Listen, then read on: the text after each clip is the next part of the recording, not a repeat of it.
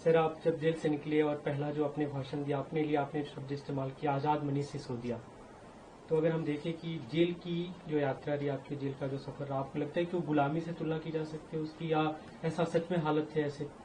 नहीं, देखिए, जेल में जो बंद है वो अपनी मर्जी का मालिक तो है ही नहीं, और इसीलिए स्वतंत्रता की कीमत है। इसीलिए हमने अंग्रेजों से भी लड़ाई लड़ी थी कि देश के लोग अपनी मर्जी से जिएंगे, अपनी मर्जी से काम करेंगे। इसीलिए कॉन्स्टिट्यूशन में लिखा हुआ है कि right to life and liberty. लेकिन वो right to life and liberty को ही कर्टेल करके किसी को जेल में रखा जाता है, कम से कम जब तक वो अंडर ट्रायल है, जब तक उसके ऊपर कोई आरोप सिद्ध नहीं हुए हैं। केवल आरोप लगाने के आधार पर जब रखा जाता है, तो निश्चित रूप से जो भी अपनी मर्जी का मालिक नहीं है, संविधान के हिसाब से वो आजाद तो है ही नहीं। और जैसे ही संविधान के हिसाब से उस व्यक्ति को बेल मिलती है, वो आजाद होता है। तो इसमें तो कोई दो राय नहीं है कि जेल का जीवन अपनी मर्जी का जीवन तो है ही नहीं। आपका सफर कैसा रहा? जो आपने लगातार बीते दिनों में कभी की काफी किताबें पढ़ी, लेकिन जो आप अपने जिक्र भी किया था अपने स्पीच में कि जब कोर्ट आते जाते थे, पार्टी ऑफिस आप देख रहे हैं, जिस पार्टी ऑफिस में लगातार आप स्वतंत्रता से घूम रहे हैं, वहाँ पे एक बंद गाड़ी में घूमते हुए जा रहे हैं। नहीं, ये एक फीलिंग होती थी। निश्चित रूप से एक इंसान के मन में 24 घंटे में हजारों तरह के भाव आते हैं, हजारों तरह के विचार आते हैं। मैं भी इंसान हूं, मुझे भी चीजें अच्छी बुरी लगती रहती थी बीच बीच में। पर ओवरऑल मैंने जेल में जाके देखा कि वहां लोगों के सामने एकदम वैक्यूम है। वो चाहे 4 दिन के लिए जेल जाए, 1 महीने के लिए जाए, 17 महीने के लिए जाए, उससे फर्क नहीं पड़ता। जब आदमी जेल जाता है तो उसके सामने एक वैक्यूम है कि अब वो क्या करे। 15-16 घंटे उसको एक सेल में बंद रहना है, थोड़ी देर उसको घूमने के लिए मिलना है तो वो भी छोटा सा एक तारा है, उसमें घूमेगा। तो वैसे में जेल में क्या करें? तो ऐसे में बहुत सारे लोग टूट जाते हैं, डरते हैं। पर अगर हम उसका सदुपयोग करना शुरू कर दें, अगर हम ये सोचें कि भगवान ने मुझको ये समय दिया है, मेरे पास टाइम नहीं था पढ़ने का, मेरे पास योगा करने का, मेरे पास में मेडिटेशन करने का टाइम नहीं था, मेरे पास चिंतन मनन करने का टाइम नहीं था, भगवान ने समय दिया है, मैं पढ़ूं, मैं चिंतन मनन करूं, मैं ध्यान करूं, तो मुझे लगता है कि वो एक अपॉर्चुनिटी हो जाती है। फिर कष्ट है, जेल में जाना मतलब एक संकट का वो बनता है, परिस्थिति बनती है, लेकिन उसी संकट को एक अच्छी अपॉर्चुनिटी में बदलना कि आपने अब तक जितना पढ़ा उससे ज्यादा आप पढ़ लो, आप जितना मेडिटेशन के लिए, भगवान के स्मरण करने के लिए समय देते थे उससे ज्यादा समय दे दो, तो आप फिर उसको अवसर में बदल देते हैं। जी, अब जेल से आने के बाद आपकी जो भूमिका दिख रही है, लगातार आप सक्रिय हैं, अपने लोगों से मिल रहे हैं, इलाकों में जा रहे हैं, अपनी भूमिका आप कैसे देखते हैं अभी जबकि अरविंद केजरीवाल अभी जेल में है? देखिए, पार्टी में मेरी भूमिका लार्जली पार्टी के लीडर्स के साथ डिस्कस करके तय होती रही है। लीडर्स तय करते हैं, माननीय मुख्यमंत्री अरविंद केजरीवाल जी तय करते हैं। तो अभी पार्टी के लीडर्स के साथ डिस्कस करके मेरी एक भूमिका तय हुई है कि मैं गली गली में लोगों के बीच में जाऊं। कार्यकर्ताओं ने मुझे बुलाया है कि आइए हम आपके साथ में लोगों के बीच चलते हैं, हमारे साथ लोगों के बीच चलिए। तो मैं अलग अलग विधानसभा में जाके दिल्ली की जनता के बीच में जाऊंगा, पदयात्राएं करूंगा, लोगों से मिलूंगा। मुझे लगता है एक पॉलिटिकल लीडर के लिए ये बड़ा सुखद होता है कि वो लोगों के बीच जाए, उसी से उसको एनर्जी मिलती है, उसी से उसको और काम करने की प्रेरणा मिलती है। तो मैं लोगों के बीच जाऊंगा और अब मैं उम्मीद करता हूं कि सीएम साहब भी जल्दी बाहर आ जाएंगे। लेकिन इससे पहले के समय में जब आप जाते रहे लोगों के बीच में, आपके पास एक पद था, दायित्व था, जो अगर काम कराना हो आप खुद आके कर सकते थे, लेकिन अभी आप डिप्टी सीएम नहीं है। तो आने वाले समय में जब तक सीएम नहीं है, क्या आपको लगता है कि फिर से उस पद पे जाना चाहिए? नहीं, काम करने के नहीं, देखिए, काम करने के लिए तो सरकार तो काम कर रही है और सरकार अच्छा काम कर रही है। मुझे नहीं लगता कि लोगों के बीच में जाने के लिए पद चाहिए, लोगों के बीच में जाने के लिए लोगों से प्रेम चाहिए। और मैं कह सकता हूं कि पिछले 17 महीने में मेरे हृदय में, मेरे मन में और प्रेम बढ़ा है अपने दिल्ली के लोगों के प्रति, देश के लोगों के प्रति। तो लोगों के बीच में जाने के लिए तो केवल और केवल प्रेम का रिश्ता चाहिए। कोई पद के रिश्ते से लोग नहीं मिलते, प्रेम के रिश्ते से मिलते हैं, और वो प्रेम है और वो बढ़ा है। आप चाहते हैं फिर से वो जिम्मेदारी संभालना? नहीं, मेरी कोई ऐसी चाहत नहीं है। मेरी कोई चाहत नहीं है कि मैं सरकार में रहूं, मेरी कोई ऐसी चाहत नहीं है मैं किसी पद पे रहूं। मेरी एक ही चाहत है कि दिल्ली के लोगों को अच्छी शिक्षा मिले, दिल्ली के बच्चों को अच्छे स्कूल मिले पढ़ने के लिए, उन्हें अच्छे अस्पताल मिले, लोगों को बिजली के बिल जो जीरो आ रहे हैं केजरीवाल जी की वजह से, वो बिल आगे आते रहे जीरो। मोहल्ला क्लिनिकों में इलाज होता रहे, जो अस्पताल बने हैं, पब्लिक ट्रांसपोर्ट जो सुधरा है पिछले कुछ वर्षों में, उसमें और सुधार आता रहे। तो ये सारी मेरी इच्छाओं के उसमें है। इस इच्छा को पूरा करने के लिए चुनाव भी लड़ना जरूरी है, तो मैं चुनाव लड़ूंगा भी, पार्टी को भी लड़वाने के लिए जो भूमिका होगी वो भी करूंगा। जी, लेकिन गवर्नेंस के इशू पे देखें तो दिल्ली सरकार के काम बीते लंबे समय से कई सारे प्रोजेक्ट अटके पड़े हैं।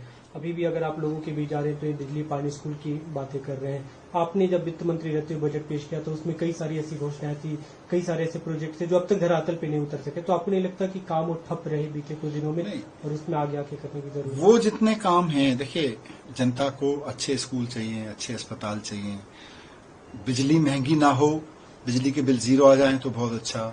महिलाएं बसों में जा रही हैं, उनको महिलाओं को टिकट ना लगे, गरीब महिलाएं भी जाती हैं और महिलाओं को बचत होती है। पब्लिक ट्रांसपोर्ट उनको अच्छी मिल रही है। ये लोग हॉस्पिटल में जाते हैं, मोहल्ला क्लिनिक में करोड़ों लोगों को इलाज मिल रहा है अच्छा।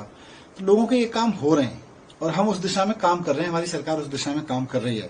बाकी बहुत सारे नए आइडियाज आते रहेंगे, उनमें से कुछ इम्प्लीमेंट होंगे, कुछ किसी और, आज किसी कारण से रुके हैं, पहले कोई और किसी कारण से रुके, तो कुछ चीजें रुक जाती हैं। वो जरूरी नहीं है कि इस कारण से रुकी हैं। पहले भी जब नहीं थे, मैं सरकार में भी था, उस वक्त भी हम 100 चीजें सोचते थे करने की, तो 2-4 चीजें ऐसी हो जाती थी जो शुरू नहीं हो पाती थी।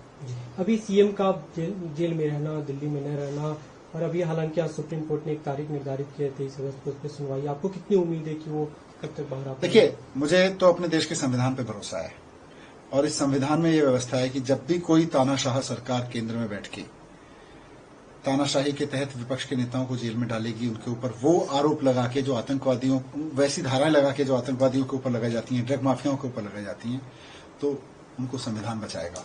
और उस संविधान को बचाने के क्रम में ऑनरेबल सुप्रीम कोर्ट ने मेरे मामले में और भी कई मामलों में मैं देख रहा हूं बहुत महत्वपूर्ण फैसले दिए हैं और सीएम साहब के मामले में भी बहुत अच्छा फैसला आएगा। हम जिनसे प्रोजेक्ट्स की बात कर रहे थे, कामों की बात कर रहे थे, मुख्यमंत्री अब जब आते हैं, हाल के दिनों में जब उन्होंने लोकसभा चुनाव में जो घोषणाएं की, जो बातें कहेंगी, 1000 रुपए महिलाओं को देने की बातें थी और ये भी दावा था कि अक्टूबर-नवंबर तक उसे दे देंगे, उसके बाद चुनाव में जाएंगे।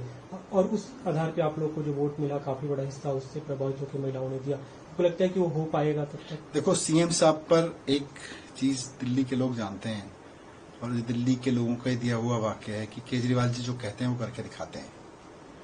तो केजरीवाल जी ने बहुत सोच समझ के जो कहा है वो करके तो वो दिखाएंगे। अभी वो बाहर आ जाएंगे तो वो उस पर काम करेंगे। आपके केस की अगर हम बात करते हैं तो इससे पहले जब सुप्रीम कोर्ट ने जब बेल डिनाई किया था, उस समय कुछ अमाउंट की बात की थी कि 300 कुछ करोड़ रुपए इसका हो सकता है कि कुछ लेन देन हुआ हो। बीजेपी उसी को लेकर सवाल भी खड़े करते थे कि आपको जो बेल मिला, आप लोग जश्न मना रहे हैं कि बरी तो हो गए, लेकिन केस तो खत्म नहीं हुआ, अभी भी केस तो बना हुआ है। बीजेपी दुखी है कि उनकी साजिशें सारी ये थी कि किसी तरह से इनको दिल्ली के विधानसभा चुनाव तक अंदर रख लो। इसीलिए उन्होंने हमारे ऊपर इतने खतरनाक कानून लगाए जो आतंकवादियों और ड्रग माफियाओं पर लगाए जाते हैं, जिनमें बेल मिलना मुश्किल होता है। वरना विपक्ष के लोगों पे देश के इतिहास में ऐसे कानून लगाए नहीं गए। अब वो विपक्ष के ऊपर, पत्रकारों के ऊपर, व्यापारियों के ऊपर वो कानून लगा रहे हैं, वो धाराएं लगा रहे हैं जो आतंकवादियों और ड्रग माफियाओं पर लगाई जाती हैं। तो मेरे मामले में भी बीजेपी दुखी है। उनका दुख और बढ़ने वाला है जब सीएम साहब भी बाहर आ जाएंगे।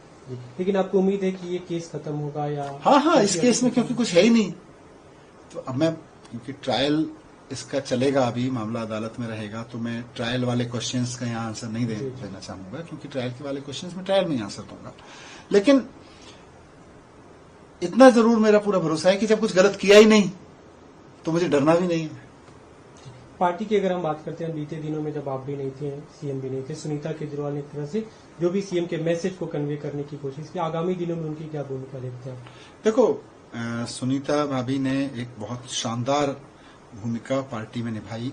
जिस समय पार्टी को, दिल्ली को, देश को अपने चहेते लीडर अरविंद केजरीवाल जी की जरूरत थी, भारतीय जनता पार्टी ने उनको उठा के जेल में डाल दिया।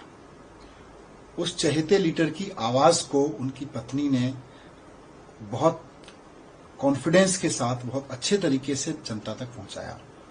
ये भूमिका एक फाइटर की पत्नी की तरह से उन्होंने निभाई और हम सब कार्यकर्ताओं को, हम सब लोगों को, मैं जेल में देखता था तो मुझे बहुत गर्व होता था।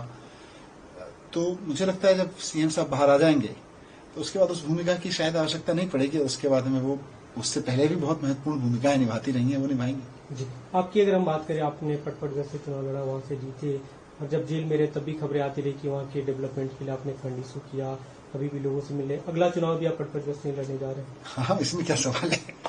एक अंतिम सवाल सर, अभी आपने लगातार कहा है कि पार्टी अटूट रही जब आप लोग जेल में थे, लेकिन इस दौरान आपके एक मंत्री भी छोड़ के चले गए, एक विधायक भी कई गए, कुछ पार्षद भी गए, तो आपको लगता है कि कहीं ना कहीं असंतोष की भावना रही? नहीं, बल्कि देखो, हमने ये देखा है कि छोटे से संकट में ना, अलग अलग राज्यों में हमने देखा अलग अलग पार्टियों का, कि छोटे से संकट में लोग पार्टी छोड़ के भाग जाते हैं, टूट जाती हैं पार्टियां, उनकी चलती हुई सरकारें गिर जाती हैं।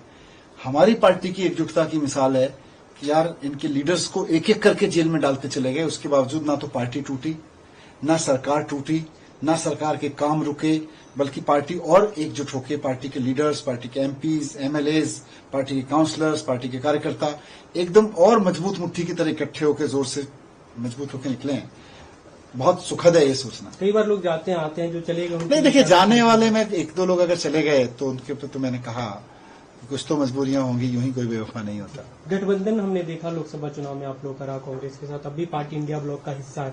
आगामी दिनों में भी ये नेशनल लेवल पे सामंजस्य बना रहेगा, राज्यों के लेवल पे क्या आप लोग साथ चुनाव लड़ेंगे, अकेले लड़ेंगे? देखिए, पार्टी इस तानाशाही के खिलाफ, लोकतंत्र को बचाने के लिए, आम आदमी को तानाशाही से बचाने के लिए इस पूरे गठबंधन का हिस्सा है।